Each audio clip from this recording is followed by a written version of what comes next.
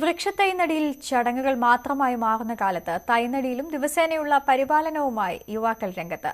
കാസർഗോഡ് പാലക്കുന്ന് ഭഗവതി ക്ഷേത്ര പരിധിയിലെ യുവാക്കൾ നക്ഷത്രമരങ്ങളാണ് നട്ടുപരിപാലിക്കുന്നത്. നിറയെ ട്രോളുകളും ആഗോള സംഭവങ്ങൾ ഉൾപ്പെടെയുള്ള ചർച്ചകളും വിശകലനങ്ങളും വാട്സാപ്പ് നവമാധ്യമ കൂട്ടായ്മകളെ സജീവമാക്കുന്നത് ഇവയെല്ലാമാണ്. എന്നാൽ നവമാധ്യമ കൂട്ടായ്മയ്ക്ക് ഇതിനുമപ്പുറം പല കാര്യങ്ങളും ചെയ്യാനാവുമെന്ന് തെളിയിച്ച് വ്യത്യസ്തരായ ഒരു കൂട്ടായ്മയുണ്ട് കാസർഗോഡ് പാലക്കുന്നിൽ. വനവൽക്കരണ പദ്ധതിയും ചികിത്സാ സഹായ പദ്ധതികളുമെല്ലാമാണ് ഈ വാട്സാപ്പ് കൂട്ടായ്മയിലൂടെ നടത്തുന്നത്.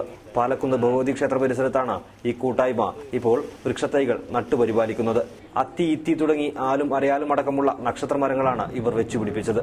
സാധാരണഗതിയിൽ വനവൽക്കരണം അല്ലെങ്കിൽ വൃക്ഷത്തൈ നടിയിൽ എന്നൊക്കെ ഒരു വെറും ചടങ്ങായി മാറുന്ന ഇക്കാലത്ത് നട്ടതിന് ശേഷം അതിന് സംരക്ഷിക്കുന്നതിന് വേണ്ടി നല്ലൊരു ചുറ്റു മതിൽ തീർക്കുകയും ദിവസവും അതിൻ്റെ വളർച്ചയും ഇതൊക്കെ നിരീക്ഷിക്കുന്നതിന് വേണ്ടി ആ ഗ്രൂപ്പിൻ്റെ പ്രവർത്തകർ തയ്യാറാവുകയും ചെയ്യുന്നതാണ് ഇതിൻ്റെ സവിശേഷത.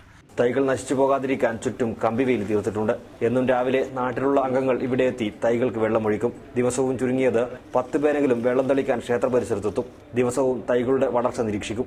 ഇതിലും തീർന്നില്ല ഇവരുടെ പ്രവർത്തനം. പ്രദേശത്തെ പ്രധാന ക്ഷേത്രമായ പാലക്കുന്ന് ഭഗവതി ക്ഷേത്രത്തിൽ ആചാര്യസ്ഥാനികർക്ക് ആചാര്യദക്ഷിണയായി ഇവർ 1.5 ലക്ഷം രൂപ നൽകി. 2 വൃക്കകളും തകരാറിലായ രോഗിക്ക് 1.25 ലക്ഷം രൂപ ചികിത്സാ സഹായമായി നൽകി. ക്ഷേത്രമതിലിനകത്തെ തൈകൾ വളർച്ചയെത്തിക്കഴിഞ്ഞാൽ ഇനി പാതയോരങ്ങളിൽ തണൽ മരങ്ങൾ നട്ടുവളർത്താനാണ് കൂട്ടായ്മയുടെ തീരുമാനം. ആദ്യം ഫേസ്ബുക്ക് കൂട്ടായ്മയും പിന്നീട് വാട്സാപ്പ് കൂട്ടായ്മയും രൂപീകരിച്ച സംഘത്തിൽ നാട്ടിലും വിദേശത്തുമുള്ള 150 പേരാണ് അംഗങ്ങൾ. അനിൽ നീലേശ്വരത്തിനൊപ്പം പ്രദീപ് നാരായണൻ, ന്യൂസ് 18 കാസർഗോഡ്.